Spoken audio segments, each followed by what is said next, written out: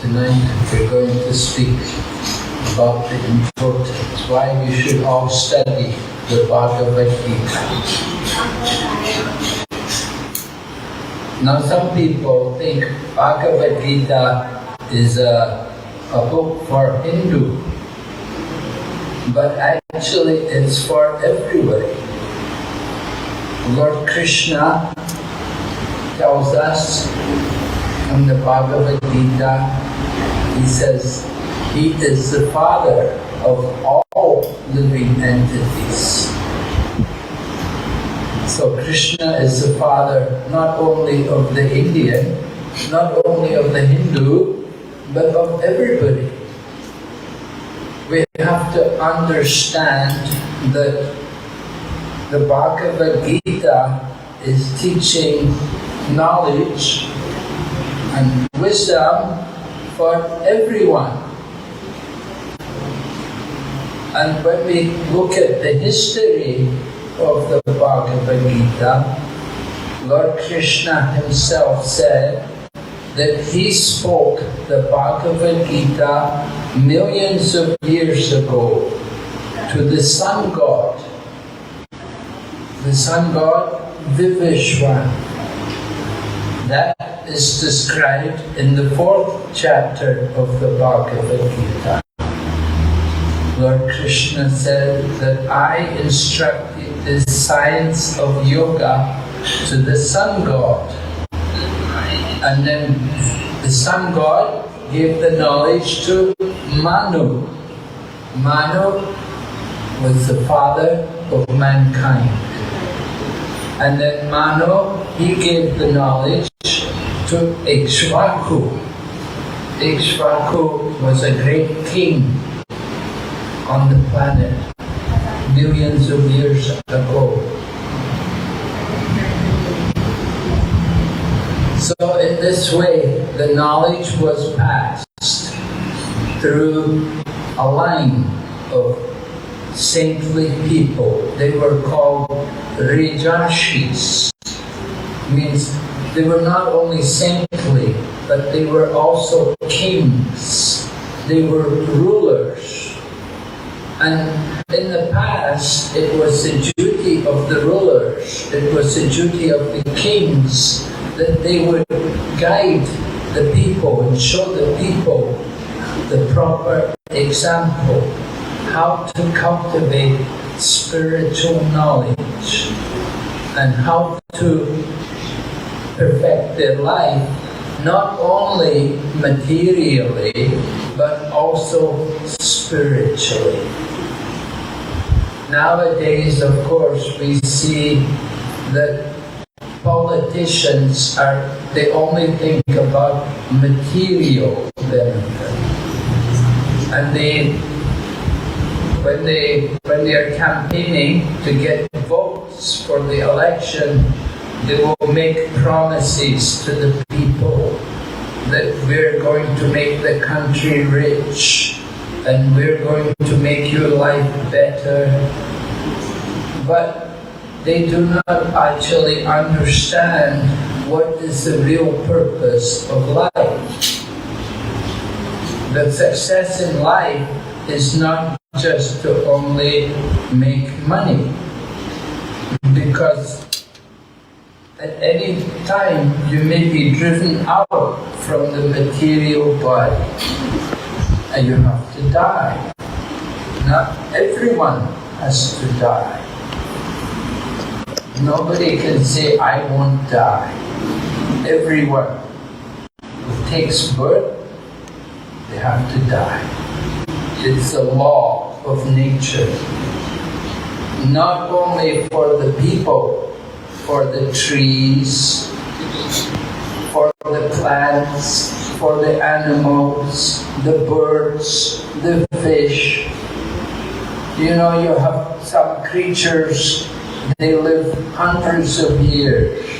And some trees also live hundreds of years. But they also have to die sometime.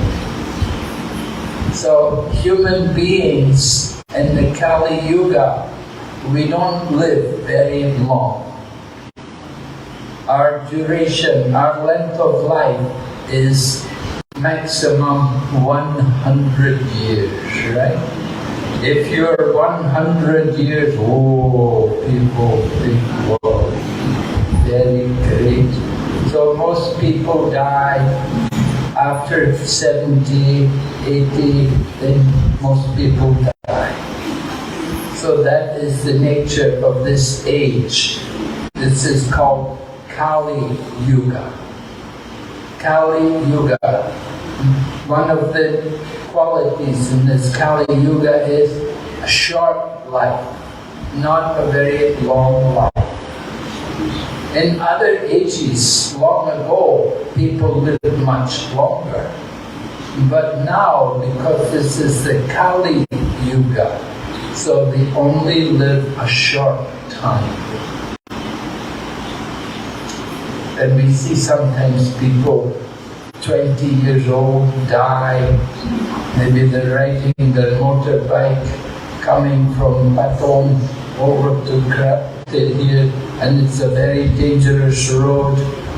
It's very windy and hilly, so it's been many accidents. Many people have died on these roads, so it's very dangerous. One man was just saying to me today, he would ride his motorbike to go to temple, and could go to temple in 5 minutes on the motorbike. But it's very dangerous, very dangerous. So it's safer to go on the bicycle. On the bicycle it takes him half an hour, 30 minutes to ride the bicycle, but not so dangerous as on the motorbike. We can see here so many motorbike people, everyone riding the motorbike very fast, but very dangerous also. So, short life. Every day there are accidents. People risk death. And where are they going? With a high speed. They're going to eat or to sleep. And you're going to work like that. So people are working to eat and sleep. But who is working to get knowledge and to get self-realization? People get knowledge, they say, no, I go to university, I go to college, I study, and people spend a lot of money also to go to college. The fees to get education, very expensive. People think with education I will get a better job. Means you'll be a better Sudra, right? You'll be a Sudra worker. One lady, she comes here, she was saying she told her daughter, she graduated from college recently. So she's working in the hotel. So she was telling her daughter, you must take day off, come for the program at the temple. Oh, she said, no, cannot, very busy. Now is the peak season, now is so many tourists, it's a high season, have to work. Mother said, better you do your own business. Why are you working in the hotel? Mother was telling her, better you do your own business. Daughter said, for now, let me work. So this is what happens. People take jobs and work. They become Sudra, worker. But we want to educate people to become Brahmana. Brahmana means to cultivate the mode of goodness. If you simply work all day, simply cultivate the mode of passion and ignorance. The mode of passion, you know, chi using time. A lot of passion in a place like Phuket. And people think, oh, passion, I will enjoy the passion. Even the restaurant will advertise, come and taste the passion. Taste the passion. They will put a lot of chili in the food, right? Make it very spicy. Do they do that in your Govindas? Yeah? People like the spice. They say, come and taste the passion. When you drive the car, they say, feel the passion. You put your foot on the accelerator, the car goes very fast. Oh, you're thinking, very nice, I'm enjoying. But the result of passion, Rajagun, the result of passion is distress. It always ends in distress.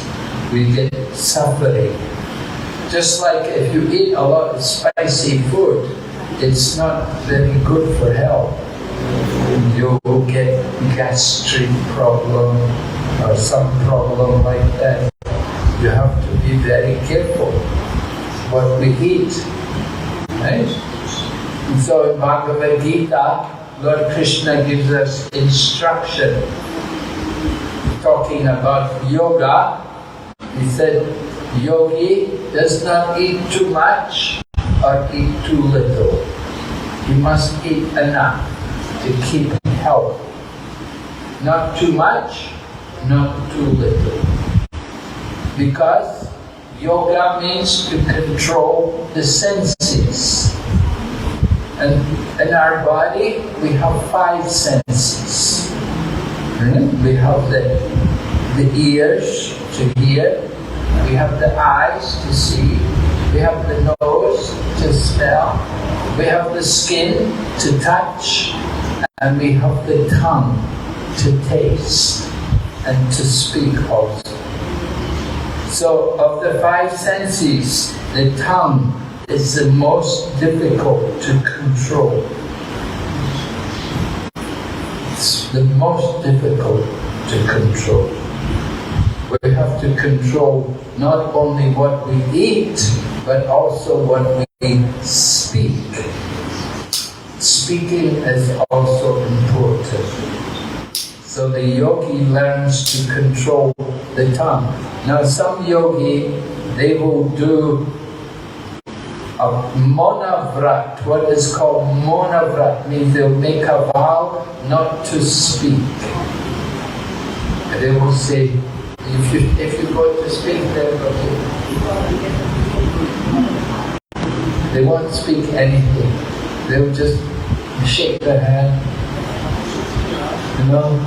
So they make a vow. They think that way they won't speak any nonsense.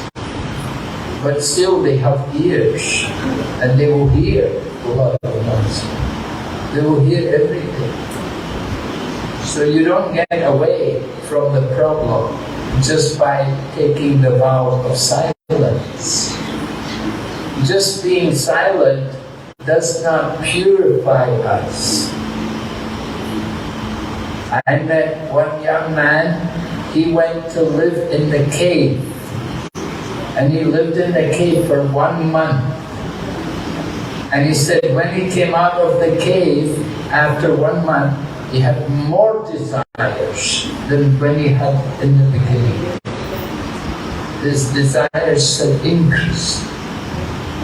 So just to go away from the world is not a solution to controlling the senses. Eating has to be controlled. Sleeping also has to be controlled. Yogi does not sleep too much or sleep too little.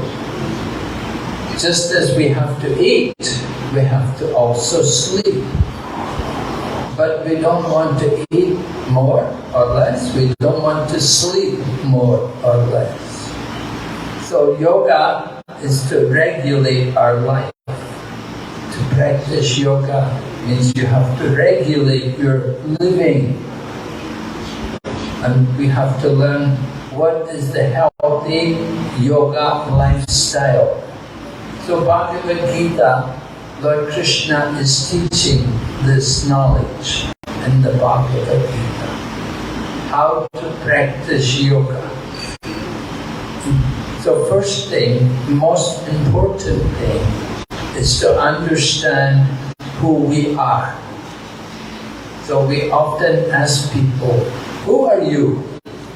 And they will say, I'm a man, or I'm a woman, or I'm an Indian, or I'm a Chinese, or I'm a Farang, or whatever. Farang? You know Farang? Farang is Thai for foreigner. Foreigner. Why foreigner?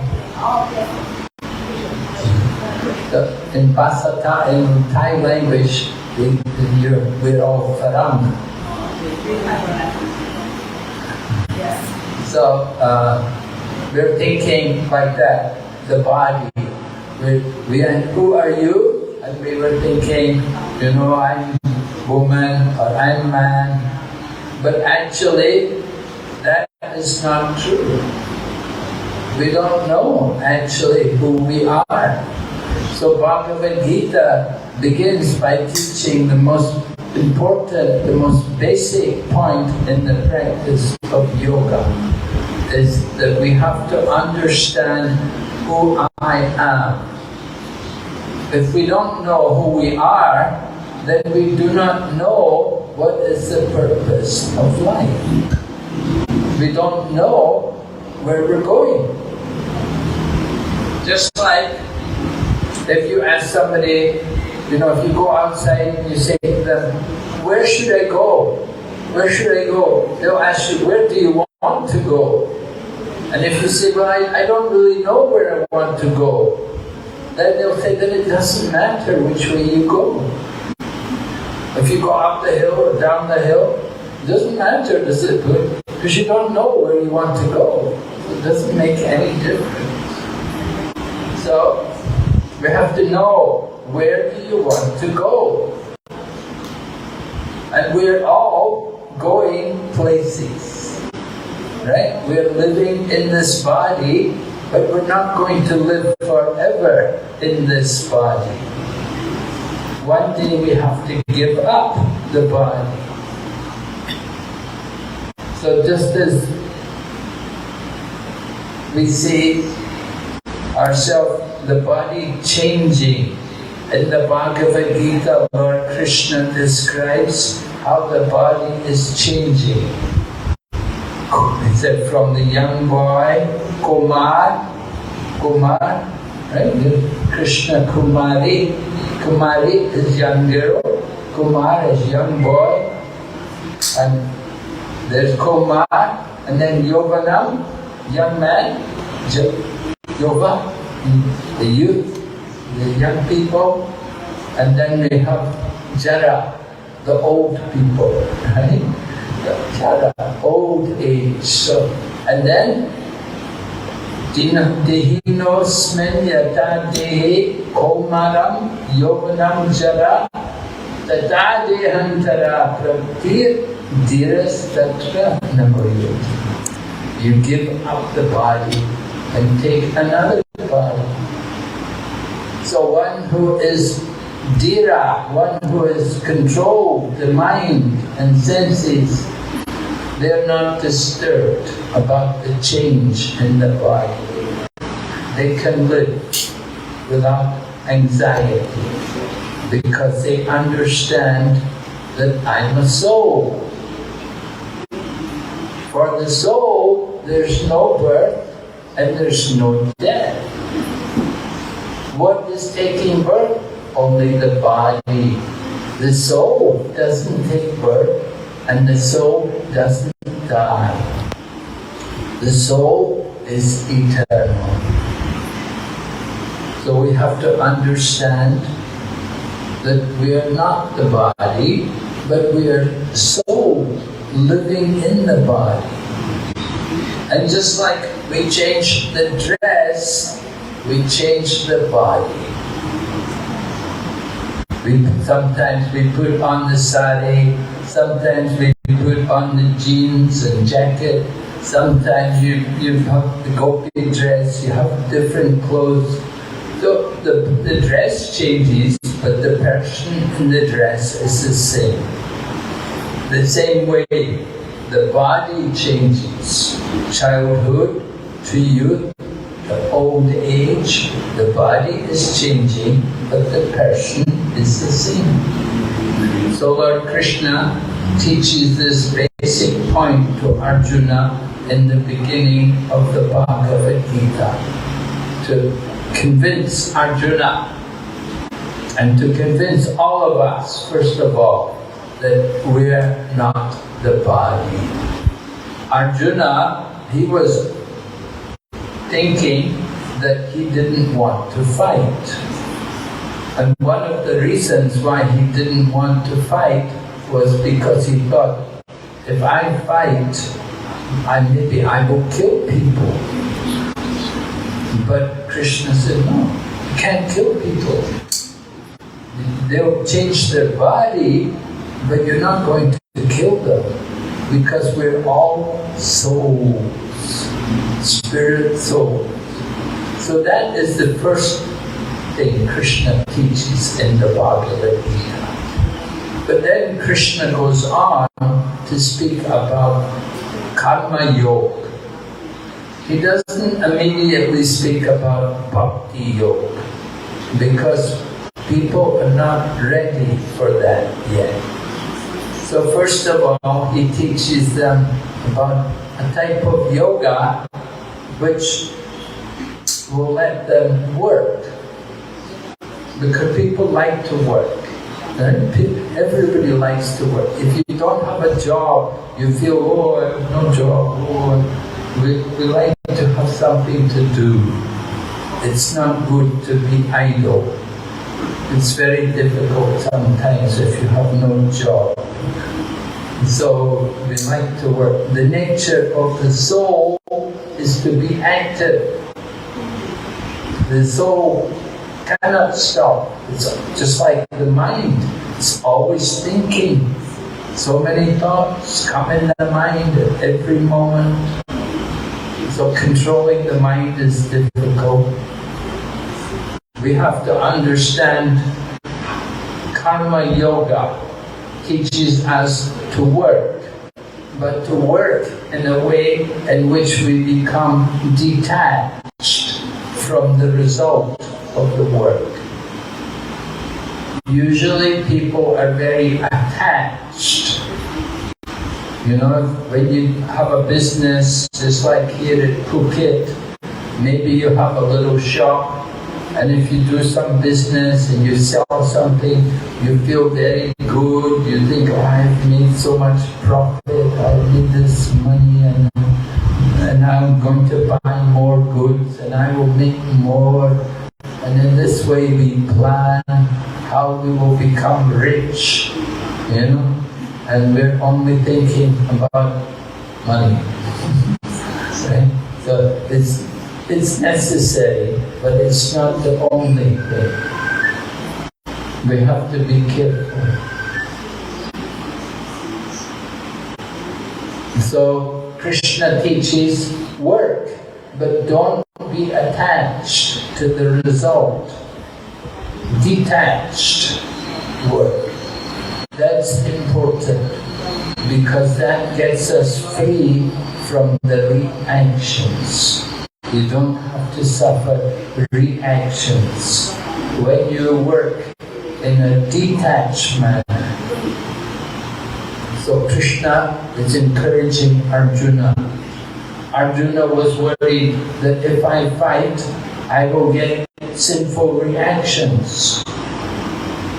But Krishna said, no, if you fight as a service for Krishna, then you won't get any reactions. There's no reactions when you do it as a duty. You do it as out of a sense of duty, not just to enjoy the result, but a sense of duty. So Krishna encourages Arjuna to karma yoga. But then Krishna also goes on to explain more about jnana yoga, because often people work and they don't know who they're working for, they don't know why they're doing this.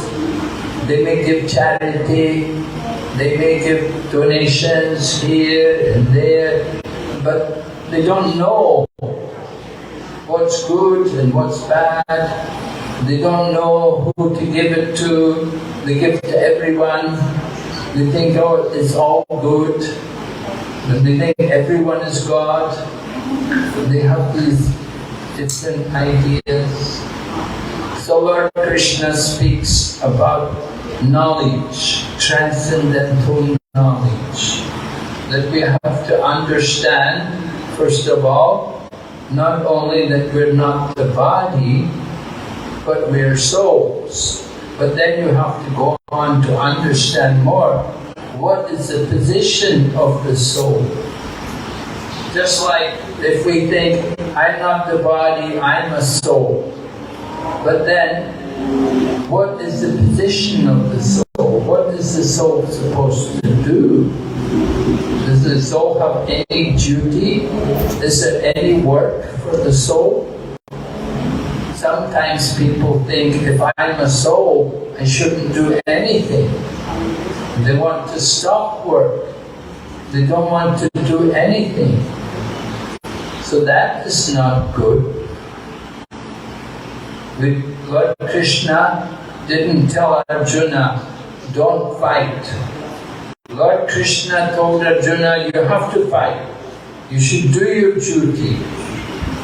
Arjuna was thinking, oh, it's not very good. But Krishna said, no, it's good.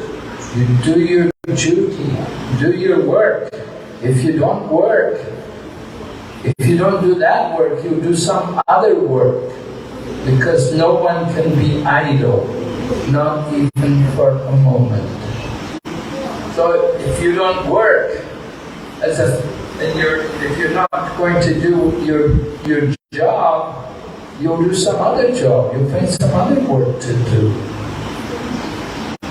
So Krishna wants Arjuna to come to the platform of knowledge, understand his position as a soul, and understand that there's not only one soul, but there's another soul.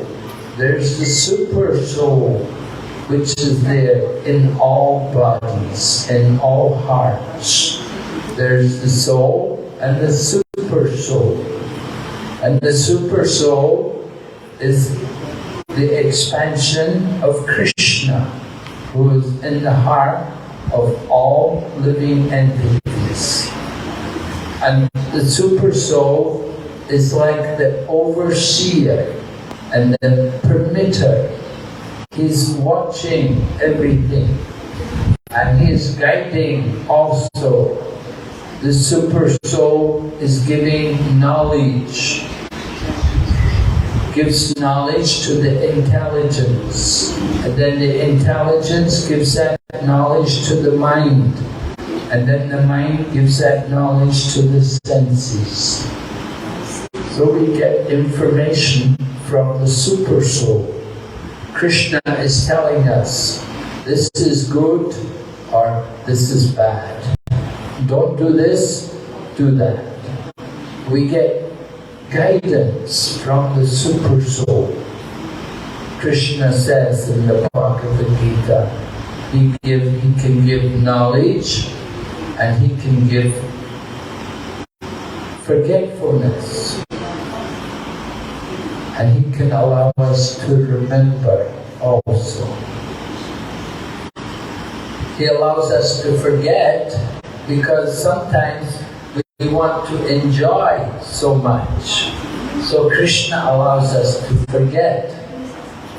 just like, we know sometimes, we know certain things we shouldn't do, but because we want to enjoy so much, we're thinking so much, oh, I really wanted to do this, I really wanted to eat that, I really wanted to drink this, I wanted to do that. We have these different thoughts. So because we wanted it so badly, sometimes Krishna just allows us to forget that it's wrong.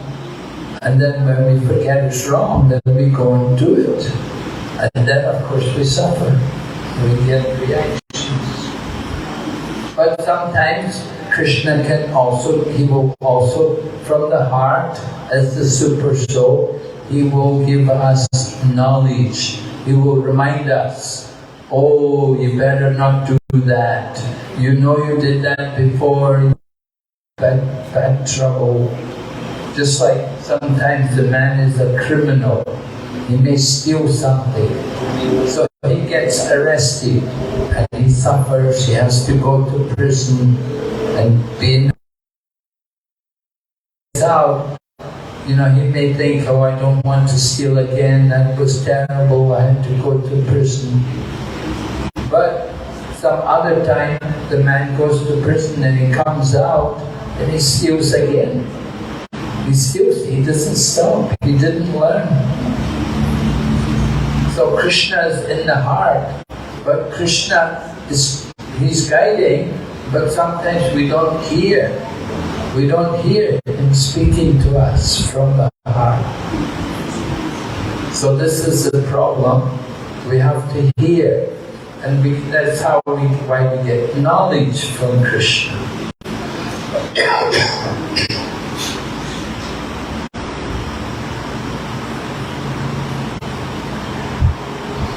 So Krishna gives us knowledge about the soul and the super soul and the relationship between the two. And he gives us knowledge about the nature of the mind. How the mind is always thinking about enjoying, has different desires. So in the practice of yoga, we have to learn to control the mind,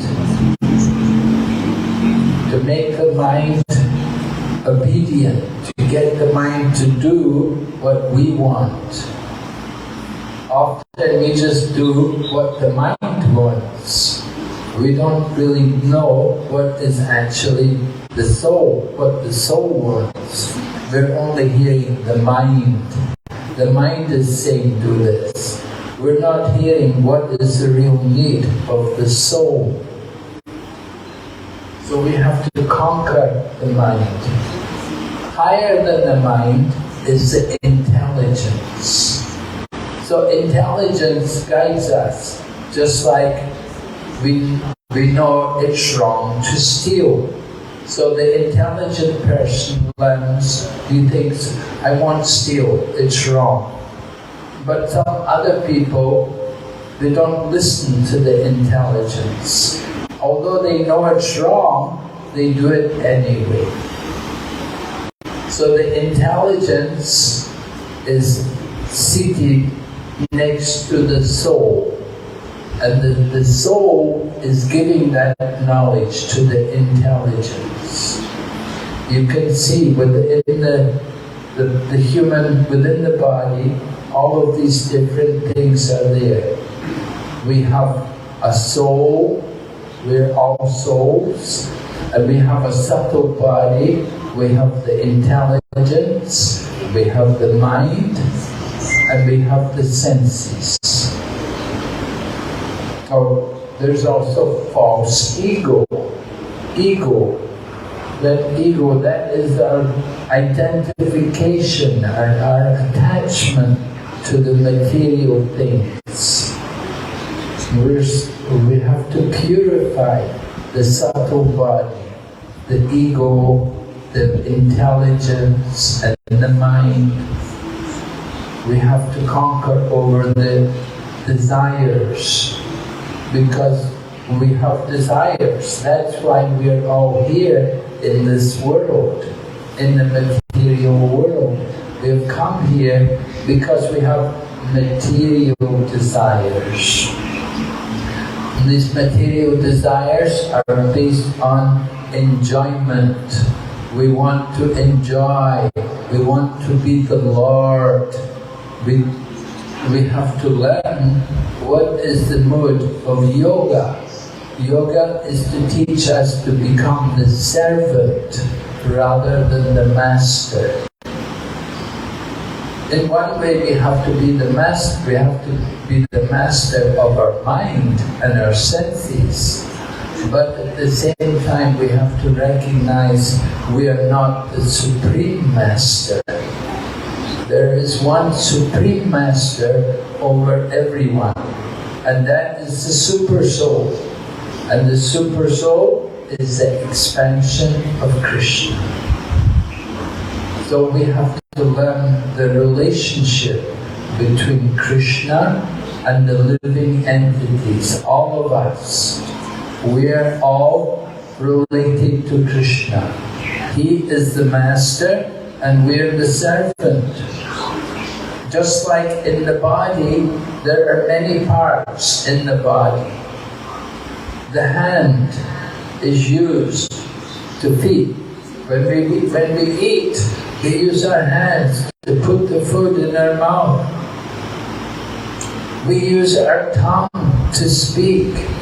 We use our eyes to see where we're going. So we're getting a lot of information from the senses.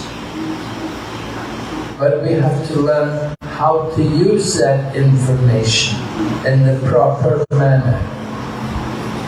Actually, all of the senses are meant to be used in the service of Krishna. Just like our tongue is meant to be used to chant Hare Krishna and to also read scriptures like the Bhagavad Gita.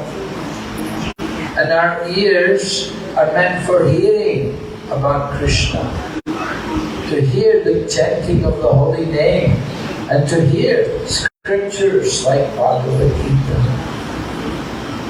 And our eyes are meant for seeing the beauty of the deity, to come and see the deity.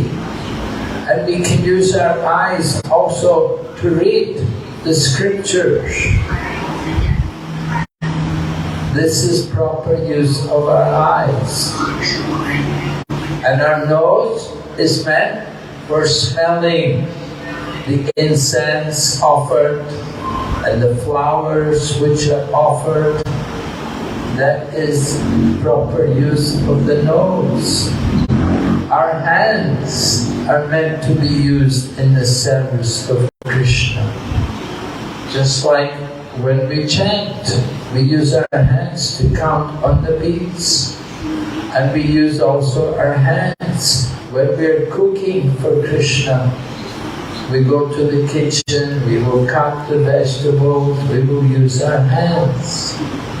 So the hands are also used to clean the temple. When we sweep the temple and wash the floor in the temple, that is using the hands in the service of Krishna. When we have Rathi Yatra, then we use our hands to pull the chariot, right? And we will have a rope, and we use our hands to pull the chariot. So that is proper use of the hands, using them in the service of Krishna. And our legs are meant to be used for the service of Krishna. We use our legs to walk to the temple. And we use our legs to dance in the kirtan. As you were doing this evening, you were chanting and also dancing. So that is proper use of our legs. So all of the different parts of our body, they're meant to be used in the service of the Supreme Lord. But because we have forgotten Krishna, we use everything in the service of Maya. We forget Krishna and we only remember me, I. We're thinking, I am the best, I am the enjoyer. We're thinking, in the Bhagavad Gita, Lord Krishna describes this mode. He said, Ishwaraham aham bhogi, siddhoham balavam sukhi.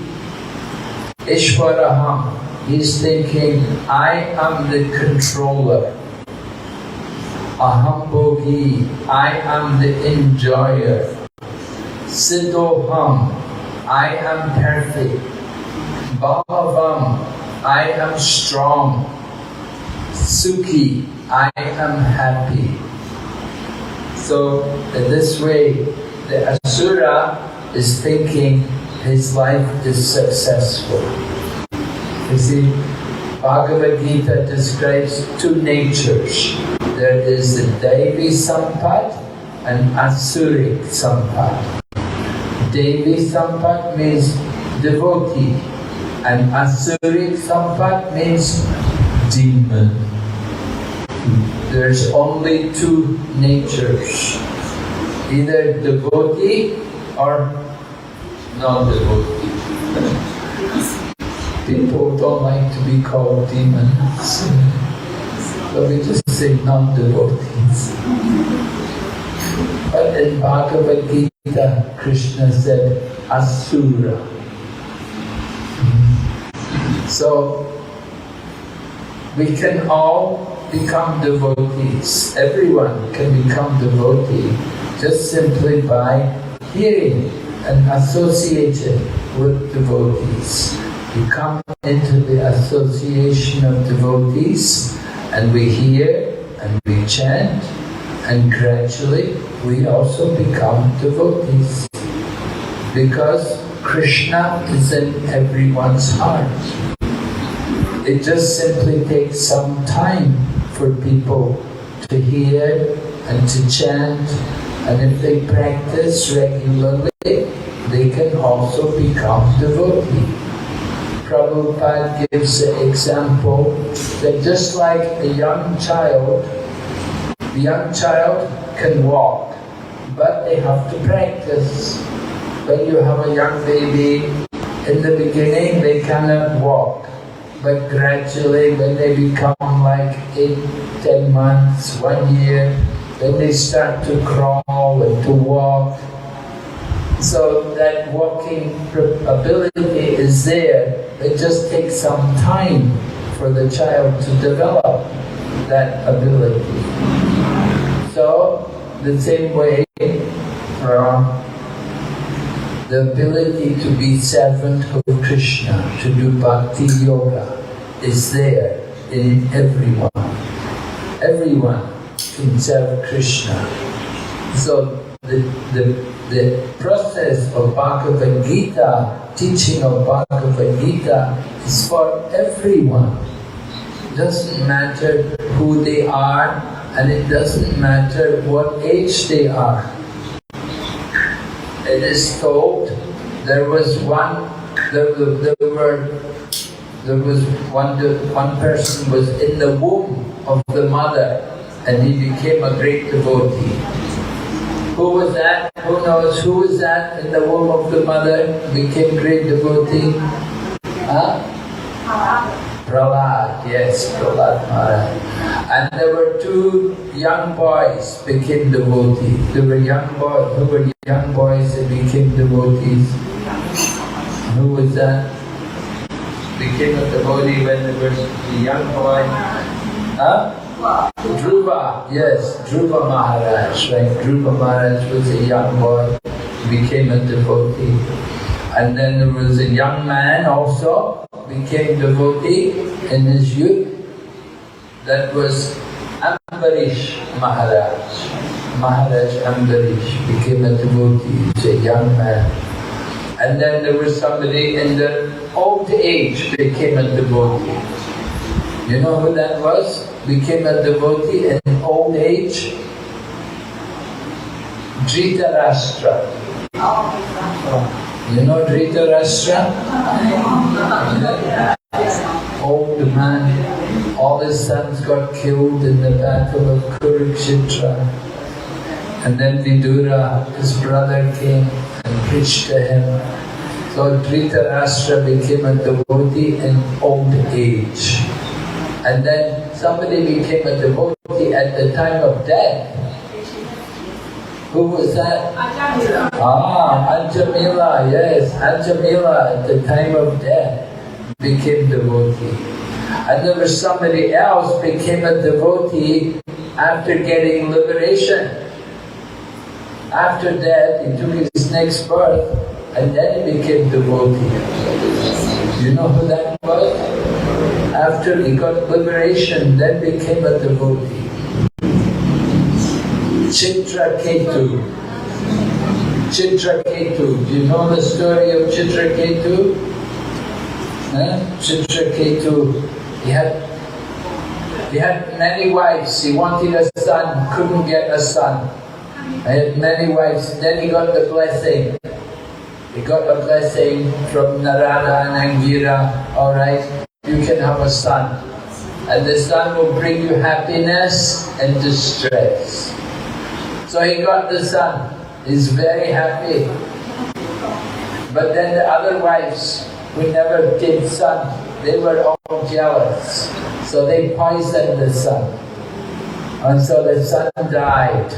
And when the son died, then Maharaj Chitraketu was very, he lamented so much because he was so happy to get the son, and then he lost the son. So he was so broken-hearted, he cried so much. So then, somehow, he got associated, he gave up the body. Next life, he became a great king. He became a demigod, a Vijayadhara. And that was when he got liberated, became devotee. He became a great devotee after liberation. So you can see, any point in the life, you can become devotee. Doesn't matter what age or where you are. And you can come from any country, because it's stated in the prayers of Sukadeva Goswami. Sukadeva Goswami describes, he says, Kirita, Munandra, Ulenga Pukasha, Abira, Shubha, Yavanaka Shadaya, Yane Chapapa, Yadapashraya Shraya, Sajanti Tasmai, Prabha Vishnave Namah. Sukadeva Goswami is talking about who can get delivered. And he mentions all the different races. He said Kirita. Kirita means African. African. Now sometimes we say African or land of thieves. Prabhupada went to Africa. He said land of thieves. Very dangerous place, you know. You go to Africa, you can easily get robbed. Anything. Prabhupada went there, and the servant washed Prabhupada's cloth, and they put it out.